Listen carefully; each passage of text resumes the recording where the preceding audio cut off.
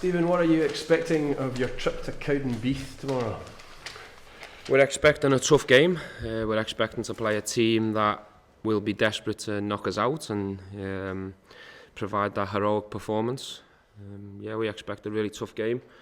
We're not really sure what to expect in terms of the pitch condition. We'll obviously analyse that when we arrive.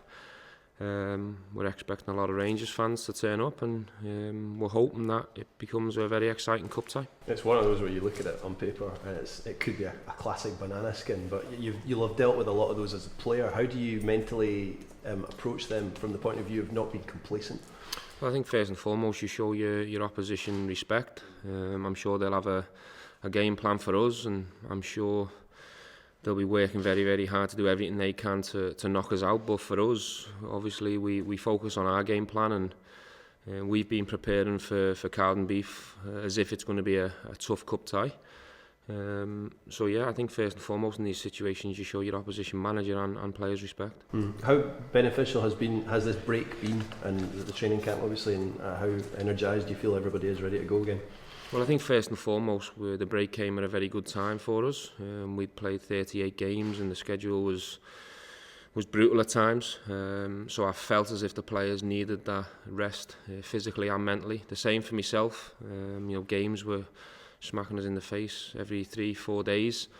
So the winter break's been ideal. We got some family time to freshen up from a mental point of view, and then obviously we pushed them quite hard in Tenerife. I'm sure you've seen the pictures that have ended up in the public domain. And that was the idea behind Tenerife. Yes, the warm weather and the nice facilities, but we pushed the players from a physical point of view to have them ready for this Cowdenbeath game. With Stephen and Jermaine joining the squad, are they both in line to play tomorrow? Are they available and ready to go if make their debuts? They'll be involved at some point. Yeah.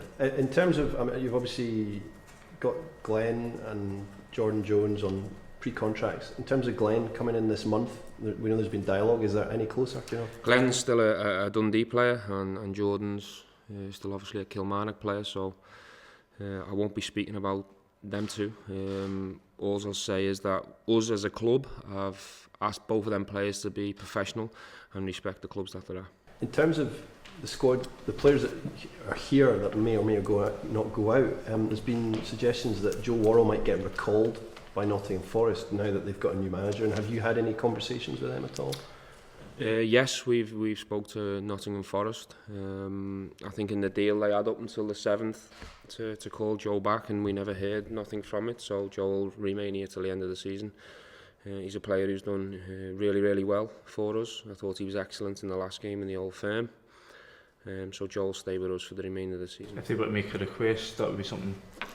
They haven't made a request. They've just come on just to check how Joe's doing and how he's been getting on, and said that they're really happy with the job we've done with him. So that was nice to hear. In terms of, I think the headlines as well, but Jordan Rossiter perhaps linked with a move to Dundee United. Is there any update on that you can give us? I can't give you an update in terms of whether there's any truth in that. We haven't heard from anyone in terms of Jordan. But if you're asking me, is there a chance he could go out to get games, then yes, there would be a good chance. But we'll have to just wait and see what options Jordan's got in the next couple of weeks. Is that something, given the sort of injury situation he's had over the last couple of years, he needs to get that sort of build up of games in order to get I think so. Look, we rate the player, and we obviously love the kid, but in this situation I've got two options. One's to be selfish and keep him here, to be a squad player, but the other one is to be respectful and understand that he's desperate to play and he wants to play every game, he wants to start every game. Unfortunately I can't promise him that where we stand, because Ryan Jack's been immense, Ross McCrory's been immense, Lasana's been fantastic at times. It's very, very difficult for me to make him that promise, so it's maybe in the best in both interests if he goes somewhere else to get games. He's been fit now for 3-4 months, he's training really well, so it's a difficult one for me. Also some suggestions that Dundee have been interested in perhaps taking Ross McCrory as part of... Ross McCrory's going nowhere. I mean, you look at the way he performed in that Old Firm game, I mean, that was an astonishing performance. I mean, do you think there's so much more to come from him, you'd be reluctant? Yes, I think we when we came in, we inherited a player that was hurt mentally. I think he'd had a tough time in certain games before we come in. I think his confidence was affected, so we've had to be really careful with Ross, how we've played him and how we've introduced him in certain games. But what I will say is he's worked extremely hard on the training pitch, and he's growing and he's getting better. His confidence is coming back, his belief's coming back. And I think in the last 4 or 5 performances, actually, he was immense, not just in the Old Firm. And it's a shame that he's suspended for Cowdenbeath, because he had the shirt. Unfortunately, his suspension gives someone else an opportunity, but I'm delighted with Ross. I think he's got an incredible future here. I think he's a potential future captain of the club, and he won't be going anywhere else but Rangers. Some other suggestions in the papers the last couple of weeks, Rabel Morris and Adam Olana, is there anything in that? There's no truth in either. Stephen, was the Managers Summit tonight in July? Will you be attending that this evening? Yes. What do you hope to get out of it? I don't know what the meeting is. I know it's going to be about, obviously, officiating and stuff, and we've been sent an agenda, but I won't have the answers on how it goes or what I'm expecting until I've probably been there and experienced it. Would you welcome the Chancellor to speak with the compliance officer, who's going to be the maybe? I'm not sure whether we'll have the opportunity. I'm going there with all ears and ready to listen what comes my way, really. This meeting was arranged, we understand, at the start of December, and since then there's been quite a lot of controversies or issues that have come up as a result of incidents in games. Do you feel that this meeting is necessary to kind of, I don't know, calm the furore that seems to be surrounding referees at the moment? Well, I'm sure the SFA think it's necessary. I don't think they'd want to put a meeting in place. But no, obviously we've had the invite and we respect the invite, and I'll go along and listen to what's being said. If I'm asked for my opinion on certain things, then I'll give it.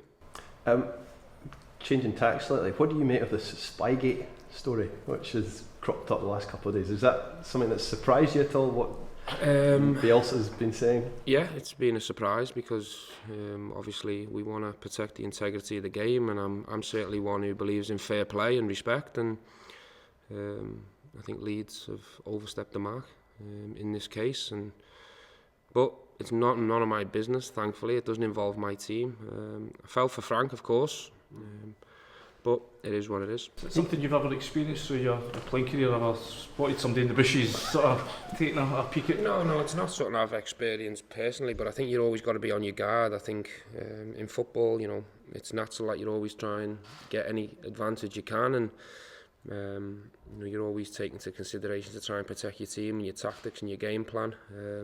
It's the reason why we get rid of you guys after 15 minutes when we have a training session, so you don't take none of our clues and give them to the opposition. But of course you're always on your guard as a manager. You're always trying to protect your way of playing. He was suggesting that this is common practice, no, when he was doing that presentation, and that this is par for the course. Presumably this is good for him.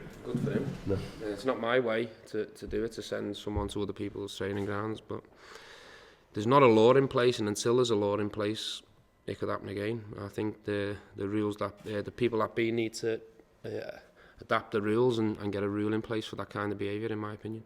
Gareth, can I ask you, have you got a date for the Palace yet? Congratulations, by the way. Have you? Thanks very much. No, I received a letter and it just says basically that you get 6 weeks notice, and then that's when you know when you go. It's a huge honour, of course, and do you feel quite humble about the fact that obviously not just your on-field activities but off-field activities have been recognised as well? Yeah, humble, shocked, a little bit surprised. You do your game, you do your job, you help people if you can, and you don't expect anything for it. So it's a nice accolade to have, and so my family are very proud as well as myself. Do you feel re-energised after the winter break? I guess it's the first experience of taking a break mid-season for you. Yeah, it's been it was strange over the new year, not having games, not having to prepare for the games. But I think it's something that the leagues down south could look at. It has been good. I say we got good work done. We got fitness work done. We got technical work done and tactical work done while we were away, and that's beneficial now going into the second half of the season. Do you expect the second half of the season to be less onerous if you look at probably you won't have the European fixture load to add into your league fixtures this season? Possibly, yeah, but you know we've still got the demands of ourselves every day to hit the standards and hit the heights that we want to, and the intensity of the training and everything every day will stay the same, if not probably get a little bit higher with maybe not having the same game load. So certainly the intensity of what we're trying to do and what we're trying to achieve will certainly be there. Gareth, the manager in the past spoken about you being a leader and one of the more experienced members of the group. Arguably, games like tomorrow's ones where you need that leadership just as much as the big European nights. Yeah, possibly. But, I mean, everyone knows what the game is, and I'm sure you guys will have headlines written already if we're to slip up. But mentally, we've got to be, prepared for that. We all know what's ahead of us. We all know about the pitch. We all know that it's a giant killing waiting to happen. So they're things they're in our minds that we've got to focus on, and we know if we turn up and do what we do, then the game should take care of itself. Just running through injury updates as well. Just Grezda's, how's he? Grezda won't be available for a few weeks. He's got an ankle ligament injury. Conor Golson is still in rehab. He'll be missing on tomorrow, but he shouldn't be too long. What's Conor's issue, sorry? Not too sure what it's actually called. Actually, it's a bit of a unique one where he's had a bit of a kick and there's been a bit of bone bruising. So he's close, but Friday will be too soon for him. And Barisic, how's he? Yeah, Bona's back fit. He's in full training. You'll see Bona get some minutes over the next couple of fixtures.